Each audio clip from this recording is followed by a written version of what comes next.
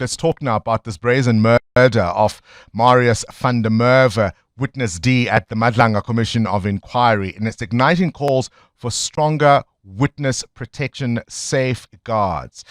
He is a guy who fought illegal mining, exposed corruption, even implicated himself, I suppose, at the commission. He was shot outside his home in front of his wife and two children on Friday night. He'd already survived an attempt at Plastic City. And the Justice Minister now, Mmamoloko Kubayi, joins us now. She, of course, has condemned the killing, vowing to review protection protocols for witnesses and whistleblower. The Justice and Constitutional Development Minister. Always a pleasure to have you on the show. Thank you for your time. Good morning, Bongani, and good morning to your listeners.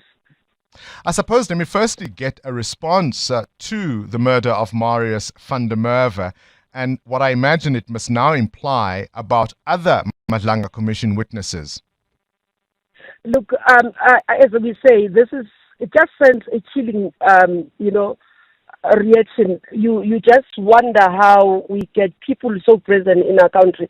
And I must say, Bongani, one of the issues that we had identified, especially at the JCPS cluster level, was for us to have to work broadly in society and deal with issues of organized crime. I currently chair as Minister of Justice CARA funding, which is also what we are able to allocate to various departments, law enforcement agencies to fight organized crime. And that has been released now for the police to actually capacitate and help them fight organized crime. And we're hoping in the coming months we'll start seeing some green shoots in this area, being able to really send a message that our country can be taken for granted like this. So this killing of Mr. Van Der Merwe, it's sad because definitely it sends a message to witnesses that we can get to you. We would not be brazen about it. And as much as they are saying it's not directly linked to the commission, or there has not been positive link, but the fact that he testified does send some message. So what we have done was to request the commission to say interact with everybody that has been protected, that is not protected, to make sure that they are okay. Those who have testified, to those who are still to testify, especially the witnesses with critical information, so that we do not compromise the work that needs to be done. And that, I understand, has been done. You would have heard Net join from an operational point of view, bringing everybody to say this is what we need to do. Just to explain to the listeners, Bongani, when commissions and inquiries starts, as the department, we request for a security assessment for the commission or inquiry to be classified. So even with the Madlanga and all others have been done, we classified and then we were given to say, put the security mechanisms in the following manner. Number two, with Madlanga Commission, because all of us were to be subjects of investigation, and if anything appeared about us, we needed not to have been involved in a number of things. So what we did was to give the Madlanga Commission the powers and the support so that they can run the process themselves in terms of the security and in terms of the protection of the witnesses, so that neither of us, especially with the Department of Justice, we are not entangled in the process where we could compromise the process of the protection. So what we do is to interact with them, find out where do you need support from us, how do we engage with you, and then review. Where we see gaps, we also go back to them to say, please, let's review the areas. And that's why I could go back and talk to Advocate Kumar and say, can we review how the work has been done, reach out to everybody, and ensure that the work of the commission is not compromised. Minister, Van Der Merwe joins a long list. Mpho Mafole, Bo van Niekerk, Simnikiwe Mapini, Cyril May, Luzuko Ntlabezo, Tracy Brown,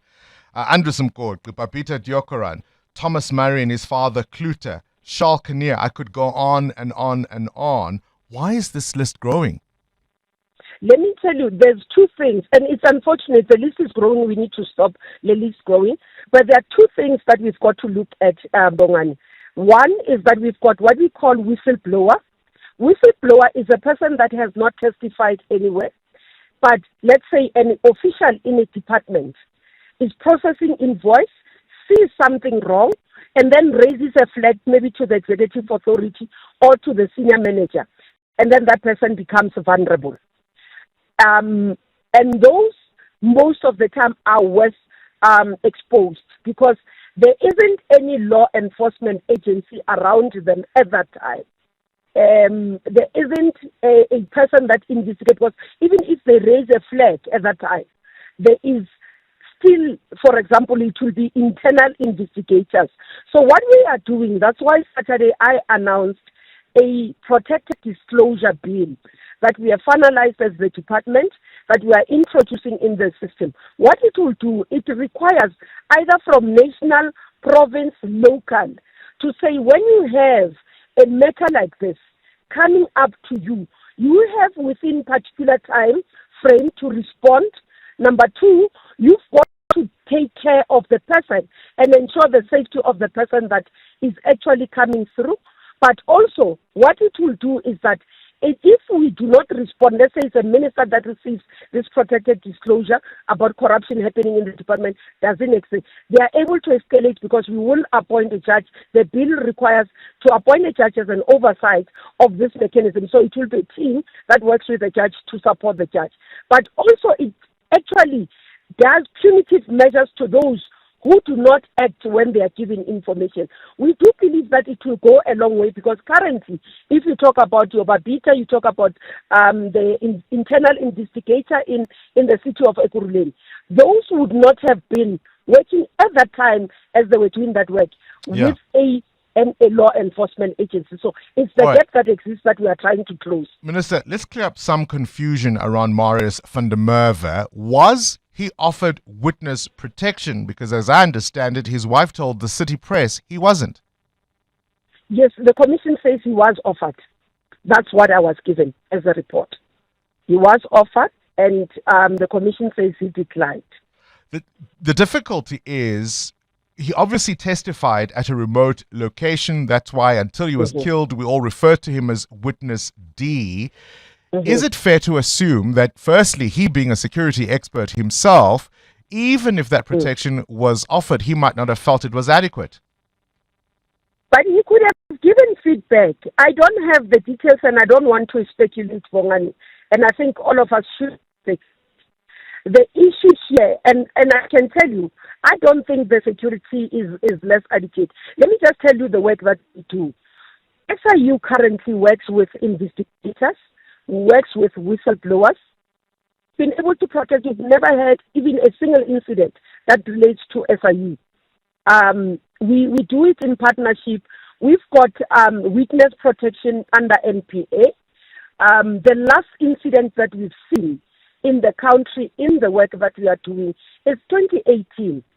After that, the revamp and the reworking and strengthening of those witness protection services has produced the results that we do not have people being killed as we speak. So I'm saying, while I acknowledge, Bongani, that there might have been, and I don't want to speak on behalf of the commission on this area because I was not really involved. My issue was to ask the commission, when you were doing with all this witness A, B, C, D, did you offer them protection? And what are they protected? What have you put in place? And specifically, I asked about witness D, and I was given that feedback. All right. Minister, I want to challenge some of what you're saying about the protection of whistleblowers. You may know one Mr. T, who has done a lot of work exposing corruption in the Home Affairs Department. He's formerly an official there who has since retired. He's had a number of attempts on his life. I interviewed him last month. As we speak, he's got 4 bullets lodged in his body.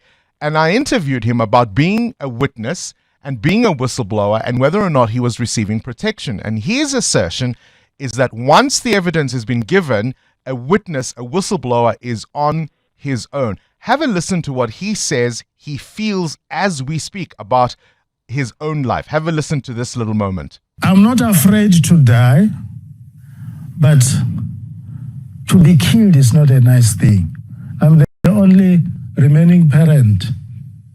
So that's what is not nice about it. But I know, as you do, that you and me are going to die someday. But not like this. Not like this. No one wants to be killed. This was a man who told me, Minister, having exposed wrongdoing in the Department of Home Affairs, he's now on the run and he fears for his life. And he says he hasn't received the protection that he needed. What's your response? Bongani, you are utilizing the word whistleblower and witness intertwined. Let me start again. He was both. Let me just say, we do not currently have mechanisms in place legally that supports whistleblowers. That's why this Protected Disclosure Act, to close that gap so that he can be able to be supported as a whistleblower and moved in. And that's why we are linking them. The intention is to link them with witness. Witness protection that currently happens in the country is that one that's where you have a case in court that you are able to protect. When you have an investigation, for example, if it's SIU that is working, we have put mechanisms with SIU that we are going to protect. So this is the gap exists. Hence, I keep on saying the importance of this bill that we have now, and that's why I appeal that one of the things I'm going to do is to write to Parliament next year to say we are requesting that this bill be fast-tracked because it will close the gap that currently exists. All right. So I get the difference in that distinction. Thank you, Krista. So essentially, as we round up our interview, as things stand right now, if somebody's a whistleblower, there's no legal protection for them. There isn't legal protection. What we do, we utilize the institution, and this is what I've been engaging law enforcement agencies. Once you come across that, take within your measures to be able to, but it's not yet legally within the protection of those people. And that's why we have to work together to do that. We currently have NGOs that are doing some work. I've reached out to some of them to say, can we work and partner while this bill is coming through so that we do not continue to see many people dying because we do not have that legal framework. Right, appreciate that clarity. The Justice and Constitutional Development Minister, Minister Mmamoloko Kubayi. So without that protection, would you be a whistleblower? Current events, developing stories, tough questions, your voice making a difference. This is Breakfast with Bongani Bingwa.